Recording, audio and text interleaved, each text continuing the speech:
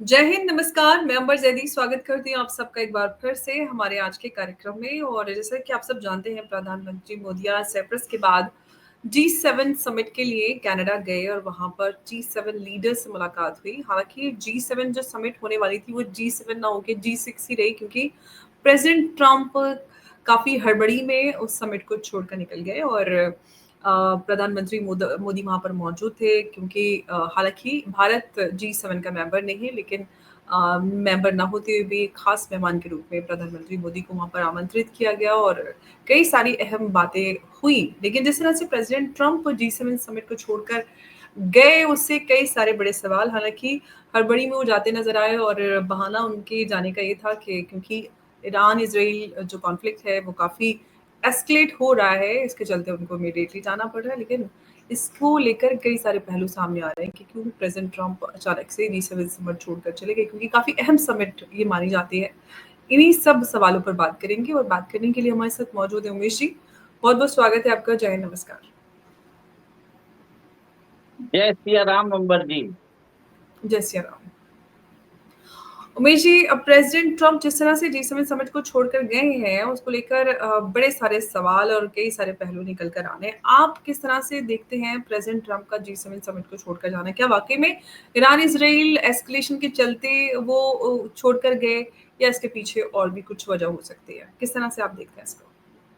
देखिए, सबसे पहले तो मोदी जी को सबसे लास्ट में इनविटेशन दिया था G7 समिट का। उनको पहले बुलाने का भी मन नहीं था, पर आपने देखा कि कैसे इटली के प्राइम मिनिस्टर है मेलोनी जी, उसके बाद फ्रांस के राष्ट्रपति है मैक्रॉन, जर्मन वाइस चांसलर है, इवन यूके के जो प्रधानमंत्री है कीर स्टारमर, उन्होंने इंसिस्ट किया था, तो उनको बाद में उनको देना पड़ा। G7 जो कंट्रीज है, उधर इंडिया का रहना बहुत इम्पोर्टेंट है। आपको ये बता दूं, 2018 में कनाडा ने ये समिट होस्ट की थी और एक रिवॉल्विंग स्टेट, आज 7 साल बाद वापस इनके पास ये समिट आई। 2018 में ये समिट एक तरह से इसके अंदर कोई कंक्लूजन नहीं निकला। डोनाल्ड ट्रंप ने एक तरह से उस समय भी अड़ंगा डाला और एक तरह से बोलते हैं ना, डिक्लेरेशन आता है, वो करने नहीं दी, प्रेस मीट देने नहीं दी। उसके बाद जी से जी। हमेशा भारत को बुलाया जाता है और मोदी जी रिप्रेजेंट करते हैं। ये देखिए मोदी जी की इम्पोर्टेंस है। सेकेंड, मोदी जी उधर पहुंचने वाले हैं, साइप्रस जाते हैं, साइप्रस में जाके वहां पे डिफेंस एग्रीमेंट साइन करते हैं, स्ट्रेटेजिक पार्टनरशिप एग्रीमेंट साइन करते हैं। हमारा वहां पे यूपीआई वहां पे एक तरह से चालू करवा देते हैं।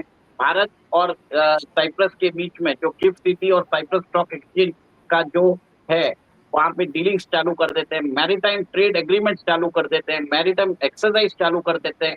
आईमेक में साइप्रस को एक तरह से आने का न्योता भी देते हैं। तो आप ये देखेंगे कि वहां पे वो जो डिस्प्यूटेड एरिया ऑफ साइप्रस है, जहां नॉर्दर्न साइप्रस जिसको टर्की ने लिया है, उसको भी जाके मिलते हैं और वहां पे भी जाके बाउंड्री लाइन में डीमिलिटराइज जोन में जाके देखते हैं। देख तरह से आज आपको ये भी बता दूं, उधर नागास्त्र देने की बात हो गई है, भारत की सरकार ने नागास्त्र देने की बात कर रही है। डिफेंस कॉर्पोरेशन में मैरिटाइम एक्सरसाइज भी चालू हो रही है। ठीक है। G7 जाने की बात आती है, उससे पहले डोनाल्ड ट्रंप भाग जाते हैं, बोलते हैं मुझे ईरान में जो बोलते हैं जो सिचुएशन है एस्केलेट हो रही है, मुझे वो देखने जाना है। आप ये देखिए, कनाडा और यूनाइटेड स्टेट्स दोनों के बीच में तो एक बाउंड्री है, उसमें कौन सा कोई दूसरे कॉन्टिनेंट में है? दोनों नॉर्थ अमेरिका में ही है। एक बार प्लेन उठ के एयरपोर्ट 1 जाने भी जाएगा, आधे घंटे में पहुंच जाएंगे। ऐसे भागने की क्या जरूरत थी? मैक्रोन जो है यूरोपियन यूनियन के से रिप्रेजेंटेटिव होके वो ग्रीनलैंड गए थे पहले। ग्रीनलैंड में बोला था कि हम आपको सपोर्ट करेंगे। फिर मैक्रोन उधर से कनाडा आए। ठीक है। तो ट्रंप को ये बात पसंद नहीं आई, तो उन्होंने मैक्रोन को ह्यूमिलिएट किया, बोला पब्लिसिटी सीकिंग मैक्रोन। और मोदी जी के आने से पहले चुपचाप भाग गए। आप ये देखिए ना, आज ऐसी कौन सी मीटिंग उन्होंने अटेंड की? नेशनल सिक्योरिटी काउंसिल की मीटिंग अटेंड की है, 1 घंटे की मीटिंग है। ठीक है। जाके अटेंड करके वापस भी आ सकते थे, क्यों नहीं आए वापस? देख, और आज सुबह जब मोदी जी मैक्रोन जी से मिले, तो दोनों ने मोदी जी ने पूछ लिया क्या बात है, आजकल ट्विटर पे फाइट बहुत ज्यादा कर रहे हो। दोनों हंस रहे थे, आपने वीडियो देखा होगा। तो इसका मतलब है कि कहीं ना कहीं डोनाल्ड ट्रंप के अंदर एक गिल्ट आ गया था कि वो मोदी जी को कैसे फेस करेंगे। ठीक है, वो मोदी जी को फेस कैसे करेंगे, क्योंकि मोदी जी को उन्होंने बोल दिया मेरा बेस्ट फ्रेंड है, बट पाकिस्तान के साथ ट्रंप की जो फैमिली बिजनेस एंटरप्राइज है, वो पाकिस्तान के क्रिप्टो काउंसिल के साथ वो एक तरह से डील कर रही है। वहां पे एक मनी लॉन्ड्रिंग रैकेट बना रही है, और एक तरह से ट्रंप की जो प्राइवेट एंटरप्राइज है, वो पाकिस्तान के जनरल्स को फैसिलिटेट कर रही है कि वो क्रिप्टो के द्वारा अपने जो इलिजिटिमेट फंड्स है वो अमेरिका में ट्रांसफर करें। और आपने देखा कि कैसे पहले बताया गया था कि आर्मी डे सेलिब्रेशन के लिए आसिम मुनीर को बुलाया गया, और वो जो इनविटेशन है उसको एक तरह से खारिज कर दिया गया, जब ईरान के जो आईआरजीसी के जनरल, पुराने जनरल रह चुके थे, उन्होंने बोला कि पाकिस्तान हमसे इस्लामिक बॉम्ब यूज करेगा अगर इसराइल ने हम पे मारा। तब अमेरिका को गुस्सा आया, अमेरिका ने उनको नहीं बुलाया, 2-3 दिन तक बैठा के रखा। आज आपको मालूम है ट्रंप उनको होस्ट कर रहे हैं, आसिम मुनीर को 3 दिन व्हाइट हाउस में होस्ट कर रहे हैं लंच के लिए। अब उसमें क्या बात कर रहे होंगे उधर? अभी देखिए आसिम मुनीर की तो एक तरह से सब जगह से फजीयत हो रही है। यूएस में उनको वो बोल रहे हैं फील्ड मार्शल, मर्डरर, एक तरह से लैंड ग्रैबर, क्या क्या नहीं बोला गया। इवन पाकिस्तान में लोग उनसे खफा है। देखिए आपको याद रखना चाहिए, पाकिस्तान का नैरेटिव क्या है, हमने 6 रफाल को मारा। ठीक है, वहां पे आर्मी का कोई रोल ही नहीं था, सारा रोल था एयरफोर्स का। तो जो एयरफोर्स चीफ है वो एक तरह से खफा है। वो एक तरह से बोल रहे हैं कि सारा काम तो एयरफोर्स ने किया, तो इनको फील्ड मार्शल क्यों बनाया गया। तो बात चल रही है, एक इंटेलिजेंस सर्कल्स में आ रहा है कि Asif Munir is planning something like Kargil 2.0। वहां पे इसके लिए आप देख रहे हैं कि आसिफ मुनीर टर्की जाके वहां पे वेपन्स ले रहे हैं, जर्मनी से बोल रहे हैं कि हम आपका आइरिस मिसाइल डिफेंस सिस्टम चाहिए, चाइना से JF-35 ले रहे हैं, और अब अमेरिका भी जाके अमेरिका से भी आर्म्स एंड एम्यूनिशन लेने की बात चल रही है। क्योंकि अमेरिका के अंदर वो वहां पे जाके अपना रिकॉर्ड और डिक माइंस है जो बलूचिस्तान में है, वो अमेरिका को ऑफर करेंगे, अमेरिका को अपने बेसिस ऑफर करेंगे बलूचिस्तान में। तो वो ईरान के ऊपर नजर रख सकेगा और इसराइल को एक तरह से सपोर्ट करेगा। तो ये डीलिंग हो रही है। लेकिन उमेश जी, पाकिस्तान की अगर बात करें तो अब तक पिछले कुछ दिनों तक तो ईरान को लेकर पाकिस्तान को और ईरान में काफी ठीक ठाक रिश्ते नजर आ रहे थे। उसके विपरीत अमेरिका के साथ पाकिस्तान की वैसे रिश्ते नहीं थे जैसे कि अब प्रेसिडेंट ट्रंप आसिम मुनीर को होस्ट कर रहे हैं। लेकिन सवाल ये है कि ये जो बदलते रिश्ते हैं, जियोपॉलिटिकल इक्वेशंस बड़ी फास्ट बदल रही हैं पिछले कुछ महीनों में, तो खास तौर से बहुत ज्यादा तेजी से बदलाव आ रहे हैं। कब कौन किधर चला जाता है कुछ पता नहीं चलता। लेकिन पाकिस्तान एक टेररिस्ट नेशन है, सब जानते हैं। 1500 से ज्यादा वहाँ पर, इनफैक्ट हजारों वहाँ पर आतंकवादी हैं, और 150 से ज्यादा आतंकवादी ऑर्गेनाइजेशंस हैं, यूएन डेजिग्नेटेड बात की जा रही है। सवाल ये है कि जिस बिना पर अमेरिका और इसराइल ईरान को टारगेट करते हैं, उस बिना पर पाकिस्तान को टारगेट क्यों नहीं किया जाता? पाकिस्तान में तो हर गली में टेररिस्ट है, हर जगह टेररिज्म है, तो उनको तो आप व्हाइट हाउस में होस्ट कर रहे हैं। बाकी ये दोहरी नीति क्यों? किस लिए पाकिस्तान को गले लगाए जाने का काम किया जा रहा है? देखिए वेस्ट एशिया में आज ईरान अलग थलग पड़ गया। जॉर्डन, फिर सऊदी अरेबिया, कतर, टर्की और बहरीन और UAE, nobody is supporting Iran. क्यों नहीं कर रहे? क्योंकि 1 महीने पहले Donald Trump went to Middle East, उन्होंने सऊदी से $600 बिलियन का करार साइन किया था, कतर से $1.2 ट्रिलियन का, $1.4 ट्रिलियन यूएई से साइन किया था। सीरिया में जो बशर रेजीम थी जिनको हटाया गया था, और वहां पे उनका जो रिप्लेसमेंट आया वो एक तरह से टेररिस्ट था, उसके ऊपर बाउंटी रखी हुई थी, वो बाउंटी हटा दी और उसके साथ फोटो भी खिंचाया। तो आप ये देखिए कि अमेरिका ने ईरान को एक तरह से अलग थलग कर दिया। और लास्ट ईयर आपको ध्यान है इसराइल ने इस्माइल हनाया जो हमास की लीडरशिप थी, 400 हाँ जी, हाँ। पेजर्स रख के उनको एक तरह से खत्म कर दिया। हिजबुल्लाह जो लेबनान में था, हुती जो यमन में थे, उनको कंटिन्यूस बॉम्बिंग किया। अब क्या है, ईरान अलग थलग बढ़ गया है, लोग उधर रेजिम चेंज की बात हो रहे हैं, वो होगी नहीं, वो मैं बाद में बताऊंगा क्यों नहीं होगी। क्योंकि ईरान की जो पॉलिटिकल लीडरशिप है, जो स्ट्रक्चर है, वो रेडी है। अगर खमेनी जाता है तो उनका बेटा जूनियर खमेनी रेडी है, वो जाएगा तो और 2 लीडर्स रेडी है, 3 या 4 line of succession already ready है, तो वो होने ईरान वाला नहीं। का तो हम रिजीम चेंज की बात करें, लेकिन क्या पाकिस्तान में भी रिजीम चेंज पॉसिबल है, या इसी वजह से आसिम मुनीर वहां पहुंचे कि अगर कुछ हो सकता है तो उनका ख्याल बस रखा मैं जाए? मैं यहीं पे आ रहा हूँ। जिस ईरान को एक तरह से प्रोलिफरेशन के लिए एक तरह से उधर कंडेम किया जा रहा है, पाकिस्तान को क्यों नहीं किया जा रहा? पाकिस्तान ने तो एक्चुअल काम किया है, नॉर्थ कोरिया को दिया है, उन्होंने लिबिया को दिया है, उन्होंने इवन ईरान को दिया है। बट पाकिस्तान की इंपॉर्टेंस क्या है, यूएस पाकिस्तान को एक तरह से शेयर देना चाहता है ताकि वो इंडिया को प्रिक करता रहे और इंडिया की ग्रोथ ना होती जाए, और एक इंडिया एक मल्टीपोलर वर्ल्ड में एक तरह से अपना रुतबा ना बना सके, और वो एक तरह से रीजनल प्लेयर बन के रह जाए। ये बहुत ईरान भी, ये चाइना भी चाहता है, ये अमेरिका भी चाहता है, और ये यूके भी चाहता है। ये ध्यान रख लीजिए, ठीक है। अब मैं ये बता रहा हूँ, ये इसके लिए ये पाकिस्तान को कुछ भी नहीं करते, और बताया जाता है कि जो न्यूक्लियर प्रोजेक्टाइल्स पाकिस्तान के पास है, वो पाकिस्तान के है ही नहीं, वो तो एक्चुअली नेटो के है। और एक तरह से जो एक्यू खान है, उसको जो फादर बोला जाता है, वो तो इंटरनेशनल चोरी करता था, उसकी कोई औकात नहीं है, उसको पाकिस्तान में उसको कोई इज्जत नहीं देता है। तो ऐसी तो वो कौम है, आप सोच लीजिए। सेकेंड, आज ईरान के ऊपर सारा फोकस डाल के ईरान के अंदर एक तरह से उनको डीन्यूक्लियराइज करने की बात कर रहा है। अमेरिका ने अपने B2 बॉम्बर में एक तरह से GB-57 बॉम्ब डालने वाला है, जिसकी वेट है 13,600 kg। और वो जो है, और दो जो ईरान के अंदर जो उनका जो न्यूक्लियर इंस्टॉलेशन है, जो पहाड़ी में है, 90 मीटर डीप इनसाइड है, उधर जाके वो स्ट्राइक करने वाला है, और उधर वो 2 बॉम्ब यूज करेगा, क्योंकि ये जो बॉम्ब है 13,600 किलोग्राम का, it can strike only up to 60 या टू 65 मीटर। तो यूएस उधर 2 बॉम्ब डालेगा, जैसे डीन्यूक्लियराइज कर देगा तो ये प्रॉब्लम खत्म हो जाएगा। अब ये देखिए, आज जब आसिम मुनीर को होस्ट कर रहे हैं, तब भारत के प्रधानमंत्री को भी उन्होंने बुलाया कि आप एक काम करिए, यूएस आ जाएंगे।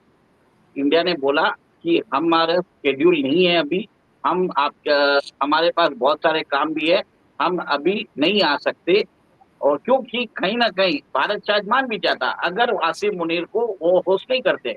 यूएस की पॉलिसी क्या है, वो इंडिया और पाकिस्तान के बीच में पैरिटी रखना चाहता है, और भारत ये पैरिटी नहीं देना चाहता, इसको बोलते हैं हाइफनेशन, जो भारत को और भारत को पाकिस्तान के साथ जोड़ता है। तो भारत नहीं माना, भारत ने बोल दिया, बड़े मीठे तरीके से जवाब दिया कि हमारा शेड्यूल लेंगे, इसके लिए नहीं आ सकते।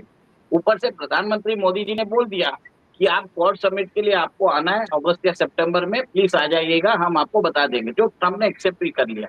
तो कहीं ना कहीं आप देखिए कि ट्रम्प को एक तरह से करारा तमाचा दिया, और एक तरह से आपने ये देखा कि ट्रम्प खुद ही छोड़ के भाग गए। आप ये सोचिए ना, 1 घंटे की मीटिंग के लिए वो जाके मीटिंग अटेंड करके वापस आ सकते थे। और G7 में क्रैक्स आ चुके हैं, क्योंकि अब यूरोपियन यूनियन अपना खुद का एक तरह से मिलिट्री इंडस्ट्रियल कॉम्प्लेक्स चालू करने वाला है। आपको मालूम है, नेटो के अंदर वो डोनाल्ड ट्रम्प बोल रहा है कि आप अभी 2% ऑफ द बजट आप खर्चा कर रहे हो, उसको 5% करना पड़ेगा। यूरोप की इकोनॉमी खराब है। सेकेंड, अमेरिकन वेपन्स के बहुत ज्यादा कॉस्ट है, और सेकेंड, उसके कोई ऑपरेशनल सॉवरेनिटी भी नहीं है। तो यूरोपियन यूनियन खुद का एक तरह से वो अपना एक फंड बना रहा है, जिसके कारण वो एक तरह से military industrial complex in Europe करेगा। और मैं ये भी बता देता हूँ, पीछे दिन ब्लैक रॉक जो अमेरिकन कंपनी है, उन्होंने बोल दिया है कि यूरोपियन ट्रेजरी बॉन्ड्स निकालिए। Black rock is an American company, वो अमेरिकन ट्रेजरी बॉन्ड्स में इन्वेस्ट करने से बजाय बोलता है यूरोपियन ट्रेजरी बॉन्ड्स निकालिए, क्योंकि फायदा उधर है ना, क्योंकि उसको बेटर यील्ड मिलेगा। और जुलाई या अगस्त में $10 ट्रिलियन का अमेरिकन बॉन्ड्स एक तरह से रीफाइनेंसिंग के लिए आ रहा है, मैच्योरिटी होकर रीफाइनेंस होगा। उस टाइम पे ये बात कर रहे हैं, और बताया जा रहा है ये जो बड़ी बड़ी कंट्रीज है, जैसे फ्रांस, जर्मनी, यूके, इटली, ये भारत के अंदर एक तरह से अपने प्रोडक्शन बेसिस चालू करना चाहते हैं, भारत के अंदर टेक ट्रांसफर करेंगे, और भारत के अंदर ये वहां पे मैन्युफैक्चरिंग ऑफ डिफेंस फैसिलिटीज करना चाहते हैं। आपको बता दूं, रिलायंस इंडस्ट्रीज ने 1000 एकड़ का एक लैंड दिया है महाराष्ट्र में। वहां पे 155 आर्टिलरी शेल्स वो बनाएंगे। और जर्मन की कंपनी है राइन मेटल। राइन हम्म। मेटल वो कंपनी है जो लेपर्ड जो टैंक्स होते हैं जर्मनी की वो बनाती है, उसकी आर्टिलरी शेल्स भारत के अंदर बनने वाली है।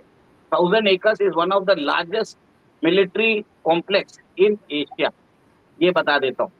देखिए अंबर जी, भारत के साथ आपको मालूम है फ्रांस ने अभी रफाल के लिए करार किया है, 64,000 करोड़ 26 हम्म। जेट्स के लिए दिए हैं। हमने हमारे पिछले प्रोग्राम में बताया है कि कैसे इटली और यूके भारत को इनवाइट कर रहे हैं कि आप हमारे 6th generation fighter aircraft programme में ज्वाइन होइए। जापान भी उसका भाग है, हमने वो भी हम्म। डिस्कस किया है। जर्मनी के साथ हम सबमरीन बना रहे हैं, आपको मालूम होगा, वो भी कुछ 40 से 50 हजार करोड़ की डील है। सब लोगों को भारत के साथ काम है। इटली वो भारत के अंदर इन्वेस्ट करने को रेडी है। ग्रीस के साथ हमारा डिफेंस एग्रीमेंट बढ़ने को तैयार है। See every country in Europe wants to actually do business with India. वहां पे वो टेक ट्रांसफर इधर करना चाहते हैं और यहाँ पे प्रोडक्शन फैसिलिटीज बढ़ाना चाहते हैं। रफाल ने दसॉल्ट एविएशन ने तो जेवर एयरपोर्ट के पास लैंड भी ले लिया कि भारत के अंदर एमआरओ फैसिलिटी वो कर सके। जो उसका जो फ्यूसलाज है वो भारत में बनने वाला है।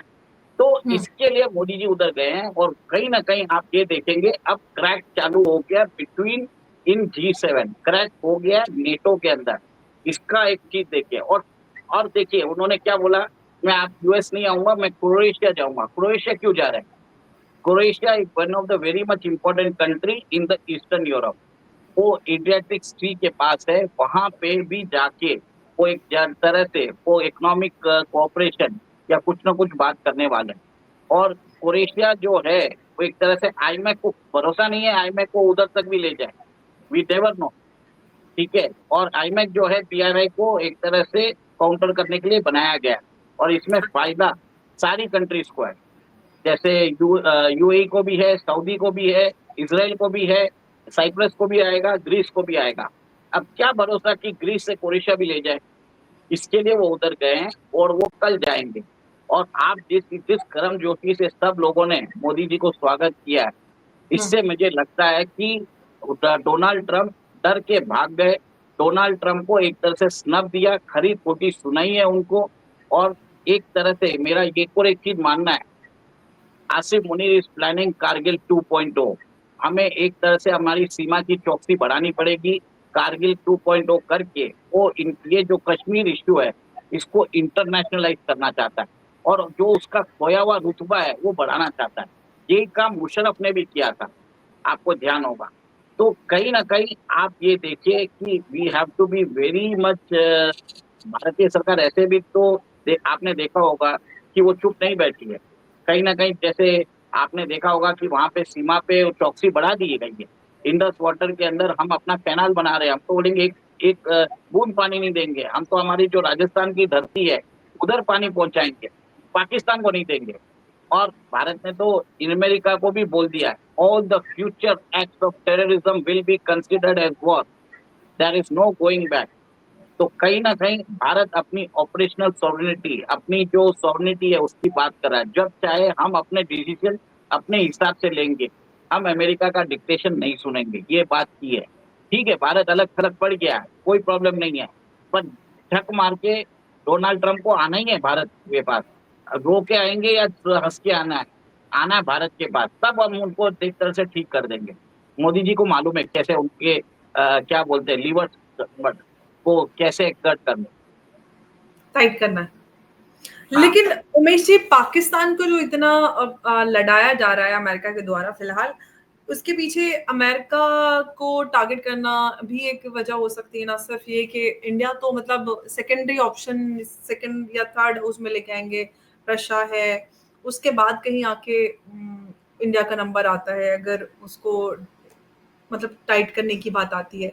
तो सवाल ये है कि क्या, क्योंकि पाकिस्तान में जो बेसिस है उनका इस्तेमाल करके ईरान को टारगेट करने का उद्देश्य, इसलिए इतना अमेरिका के अंदर आसिम मुनीर को होस्ट किया जा रहा है, थोड़ी इज्जत मिल रही है। हालांकि पहले जिस तरह से खबर आई कि उनको होस्ट कर रहे हैं, फिर उसके बाद ये आया कि नहीं कर रहे हैं, फिर पता चल रहा है कि कर रहे हैं, तो ये सारी चीजें। देखिए पाकिस्तान के अंदर वो बोलते हैं it's a laptop off America, Asif Munir.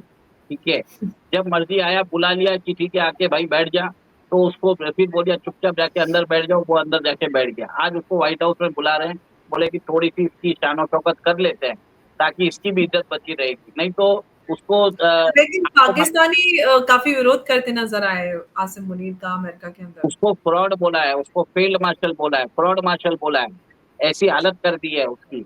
अब आसिफ मनीर ऐसा है कि वो मुंह दिखाने के लायक नहीं है। आपको मालूम है कि उसके जो कांड है, जो उसने पर्सनल काम किए मरियम के साथ, वो पाकिस्तान में भी वो फेमस हो गया है, वो इतना ज्यादा पाकिस्तान वाले उस एक तरह से उसकी लीडरशिप को बोलते हैं, तोहमत बोलते हैं। और आपको मालूम है ये डोनाल्ड ट्रंप ने कल G7 को बोल भी दिया, इसके अंदर आप रशिया को भी लेके आ जाओ, चाइना को भी लेके आ जाओ, इसको G7 से G9 बना दो। तो हम्म। कहीं ना कहीं जो आप मैंने आपको बता रहा हूँ नेटो के अंदर क्रैक आने का, जो Donald Trump wants G7 to become irrelevant, वो एक तरह से यूरोप को एक तरह से अपना पॉन समझता है, अपने एक तरह से उसको ट्रीट करता है एज अ स्लेव। यूरोप नहीं चाहेगा, Europe is looking for an alternative, और Bharat is the shining star, इसके लिए उनको बुलाना पड़ा। आप ये देखिए आज कनाडा भी मान गया भारत के साथ, वो एक तरह से बोला कि हमें फ्री ट्रेड अब एग्रीमेंट हमने भारत और जो कनाडा के डिप्लोमेटिक रिश्ते टाइम, बहाल हो चुके हैं काफी हाँ, अरसे बाद। तो ये चीज देखिए कितना कॉम्प्रिहेंसिव काम करके आए मोदी जी। 4 दिन के अंदर उन्होंने पूरे जियोपॉलिटिक्स को बदल दिया, आप सोचिए। और डोनाल्ड ट्रंप भाग के चले गया, मोदी जी से बात भी नहीं कर सका। मेरा तो मानना ही, मैं तो ये बोलता हूँ कि डोनाल्ड ट्रंप एज एक्चुअली डर के भागा है मोदी जी से। क्योंकि मैं मोदी जी ये ने बोल, साफ कर दिया कि इंडिया पाकिस्तान जो सीज फायर हुआ उसके बीच में यूएस का कोई भी रोल नहीं है। उन्होंने क्लियर बोल दिया और उन्होंने अपनी सॉवरेनिटी और सारी चीजों को लेकर बात रखी, कहा कि ये तो हमारी राष्ट्रीय सुरक्षा को लेकर हम किसी तरह का कोई कॉम्प्रोमाइज नहीं करेंगे। आई होप यूएस को एक क्लियर मैसेज जरूर पहुंचा होगा और उसके बाद से क्या कुछ आगे बदलाव आएगा। हालांकि भारत और अगर अमेरिका की बात करें तो भारत के बिना America I don't think so कि वो ज्यादा कुछ दिन गुजारा कर पाएंगे। तो इवेंचुअली जैसे कि आपने कहा कि रोके आए यहाँ से आए, भारत के पास आना तो पड़ेगा। कब आएंगे, कैसे आएंगे, ये अब आने वाला समय बताएगा और आगे हम उन डेवलपमेंट्स पर चर्चा भी करेंगे। मिश्री, आपका बहुत बहुत धन्यवाद हमारे साथ आज की इस चर्चा में जुड़ने के लिए। नमस्कार, जय हिंद, जय भारत।